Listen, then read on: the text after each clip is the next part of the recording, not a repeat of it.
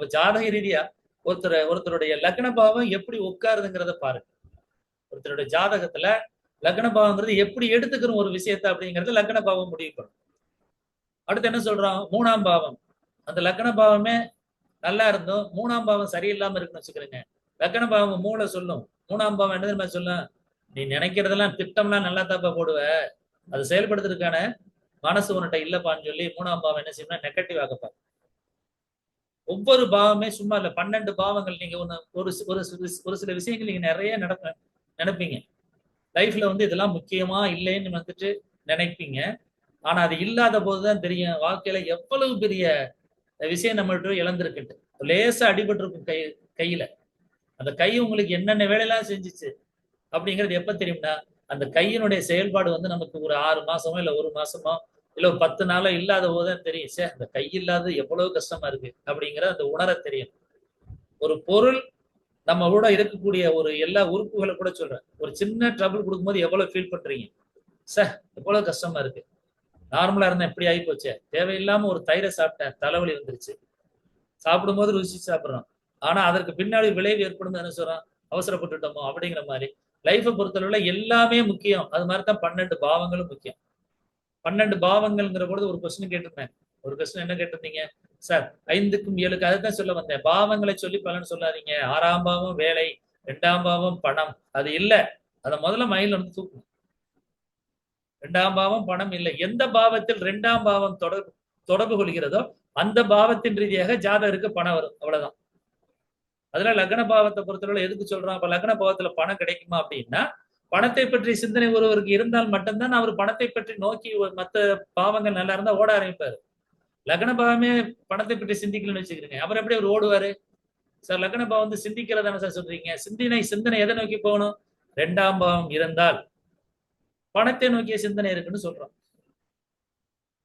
இல்ல அதே 3ஆம் பாவம் இருக்கா, எதையுமே டேக் இட் ஈஸியா எடுத்துட்டு போற கேரக்டருங்க.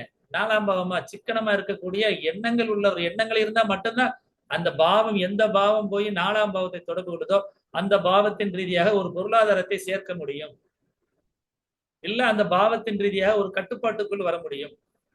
3ஆம் பாவம் சார் ஆசிலேஷனே ஆயிட்டே இருக்கு சார், இப்போ ஒண்ணு நினைக்கிறேன் அப்போ ஒண்ணு நினைக்கிறேன் சார். 3ஆம் பாவத்துல 4ஆம் பாவம் வந்துச்சுன்னா ஆசிலேஷன் இருக்காது. நான் எடுத்துட்டேன்னா ஒரு முடிவு அதுல ஸ்ட்ராங்கா நிப்பேங்க, என்ன சொன்னாலும் நான் மாற மாட்டேன். அதனாலதான் ஒரு சில பிளானட் எல்லாம் சொல்லும்போது சொல்லுவேன், சனி எல்லாம் வந்தா ரொம்ப நல்லதுங்க சொல்லுவேன். ஒரு நிதானம் இருக்கும், ஒரு பொறுமை இருக்கும். நிறைய விஷயங்கள் நம்ம நினைக்கிறோம் சார், குருலாம் வந்தா தப்பே பண்ண மாட்டாங்களா சார், குரு வந்தா தப்பு பண்ணுவாங்க, தப்பு பண்றதை வெளியே தெரியக்கூடாதுன்னு நினைப்பாங்க. எல்லா விஷயங்களுமே பாத்தீங்கன்னா ஒவ்வொரு பிளானட்டுக்கும் அது தன்மை இருக்கு. அந்த தன்மைக்கு எதை நம்ம முடிவு பண்றோம், அந்த நீங்க என்ன செய்யணும், முதல்ல கிரகத்தை பார்க்காம பாவத்தை ஃபர்ஸ்ட் பார்த்துட்டு செகண்ட் போய் நீங்க பிளானட்டை பார்க்கறத விட முதல்ல பிளானட்டை பாருங்க, செகண்ட் என்ன செய்யுங்கன்னா அது எந்த பாவத்தை தொடர்பு கொள்ளுதுன்னு பாருங்க, அதாவது எந்த வீட்டுல உட்கார்ந்துருக்குன்னு பாருங்க. அதுக்கடுத்து என்ன பாருங்கன்னா அது என்ன சோர்ஸ்ல வச்சிருக்கு, அதுக்கடுத்து என்ன 2ஆம் வீடுங்கிறது உங்களுக்கு என்ன தெரியுது, 2ஆம் வீடுன்னு சொல்லும் போது எடுத்த உடனே பணம்னு பார்க்காதீங்க. 2ஆம் வீட்டுல எந்த பிளானட் உட்கார்ந்துருக்காரு, சனி உட்கார்ந்துருக்கா, புதன் உட்கார்ந்துருக்கா, கேது உட்கார்ந்துருக்கா, சுக்கிரன் உட்கார்ந்துருக்காங்கிறத முதல்ல பிளானட்டை பாருங்க. அப்புறம் தான் நீங்க என்ன செய்யணும், ஆகா சுக்கிரன் வந்த உடனே சுக்கிரனுடைய பலனை அப்படியே சொல்லிடக்கூடாது, அது நின்ற நட்சத்திரம் என்ன, அப்ப அந்த நட்சத்திரத்தினுடைய அதிபதி யாரு, அது எந்த பாவத்தை தொடர்பு கொள்ளுது, 2வது தான் பாவங்களை பார்க்கணும். அப்புறம் என்ன சொல்றோம், உபநட்சத்திரம். அந்த உபநட்சத்திரம் வரும் பொழுது அந்த உபநட்சத்திரம் எந்த பிளானட், அது எந்த வச்சிருக்க பாவம் செகண்ட் தான் பார்க்கணும். நீங்க எல்லாரும் என்ன செய்றீங்கன்னா முதல்ல பாவத்தை வச்சுக்கிட்டு அப்புறம் தான் கிரகத்தை தொடர்பு கொள்றீங்க, அது முற்றிலும் தவறு, முற்றிலும் தவறு. என்ன ஒண்ணு, 2 பேருக்கு நினைக்கிறீங்க, நீங்க எல்லாம் நினைக்கிறீங்கன்னா நம்ம பாரம்பரியத்துல ஊறிட்டு நமக்கு எல்லாம் வராதுன்னு நினைக்கிறீங்க. என்னைக்கு என்னால ஒரு மாசம் கூட பட்னியா கிடக்க முடியும், சோத்துக்களோட கடை வாங்கி கூட சாப்பிடுவேன், நான் இதை படிச்சுக்கிட்டு தான் அடுத்த லெவலுக்கு போவேன்னு முடிவு பண்ணிட்டு வச்சுக்கிறேங்க, அடுத்த மாசம் நேரம்ல இதை சொல்ல ஆரம்பிச்சிருவீங்க.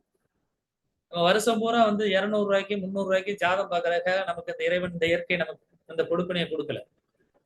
ஏன்னா நீங்க 200 ரூபாய்க்கு 300 ரூபாய்க்கும் பார்த்தாலும் மக்கள் நிறைய தேடி வர்றாங்க, நான் இல்லைன்னு சொல்லல. ஆனா நான் என்ன சொல்ல வர்றேன், அதை கொஞ்சம் முழுமை பெறுறதுக்கான படிப்பு படிங்கன்னு தான் சொல்றேன். இல்ல சார் இன்னைக்கு நிலைமைக்கு எனக்கு 1000 ரூபாய் தேவைப்படுது, ஓகே தான், இல்லைன்னு சொல்லல.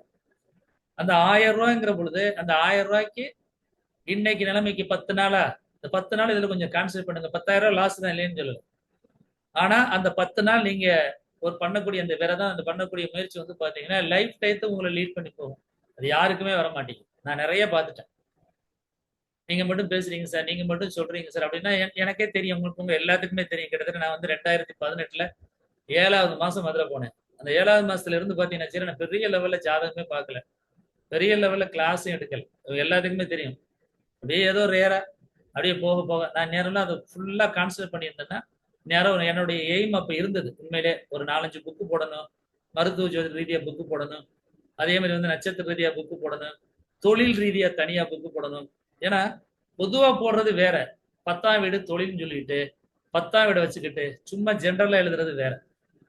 ஒரு நபர் அவருடைய ஜாதகத்தின் ரீதியாக எந்த தொழிலை செய்தால் சிறப்பாக இருப்பாங்கிறது ஏற்கனவே தீர்மானிக்கப்பட்டது. சொன்னேன், அவரு கட்டடம் சார்ந்த தொழிலுக்காக படைக்கப்பட்ட நபர் இல்ல அவருடைய லைஃப்ல.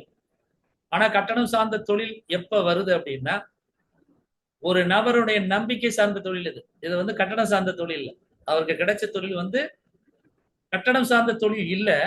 ஆனா என்ன ரீதியாக அவருக்கு அந்த தொழில் கிடைச்சிருக்கு அப்படின்னா நம்பிக்கை சார்ந்த தொழில். குரு வந்து என்னன்னா ஒரு தொழிலை கொடுக்கும் பொழுது அதை தான் காசு போட்டாவது செலவழிப்பாரு வழியா அடுத்த ஒரு காசு சாப்பிட மாட்டாரு அப்படிங்கிற அந்த குரு கொடுக்கக்கூடிய தன்மை அவர் என்ன செய்யுதுன்னா இவர்கிட்ட கொடுத்தா. ஏன் இவர் போகல, இவர் எதுக்கு வர்றாரு? என் வீடை நான் கட்டுறேன், என் மகை வீடை கட்டுறேன், என் தம்பி வீடை கட்டும் போது பாக்குறேன். சரி ரைட்டு, யாராவது ஒருத்தர் நீங்க பணம் வச்சிருக்கீங்களா சார், பணத்தை கொடுத்தா நான் வந்து கெட்டி கெட்டி கொஞ்சம் விற்பேன் சார். அப்படியா, எனக்கு ரொம்ப எல்லாம் வேணாங்க, பேங்க்ல போட்டாலும் ஒரு வட்டி 2 வட்டி கூட கிடைக்கும், ஒரு வட்டி கூட கிடைக்காது, ரைட் எனக்கு 3% கிடைச்சா போதும், கரெக்டா கொடுங்க அப்படின்னா என்ன அர்த்தம்? இவருடைய நம்பிக்கை, அவங்க கொடுத்த நம்பிக்கையினால இந்த தொழில். இல்லாட்டா இவர் தொழில் வந்து செவ்வாய் சார்ந்த தொழில் இல்ல. தெரியுதுங்களா? அப்போ ஒரு விஷயத்த வந்து பாத்தீங்கன்னா நம்பிக்கை சார்ந்த இருக்கிறதுனால அதன் ரீதியாக கிடைக்கக்கூடிய ஒப்பந்தம் தான் நமக்கு வந்து சொல்றோம். அதுல ஒப்பந்தங்கள் வரும்போது என்ன சொல்றோம், இடையில சனிங்கிறது வருது. சனிங்கிறது நீங்க எல்லாருமே நினைப்போம், சனினா மோசமான பிளானட், மோசமான பிளானட். சனி அருமையான பிளானட்.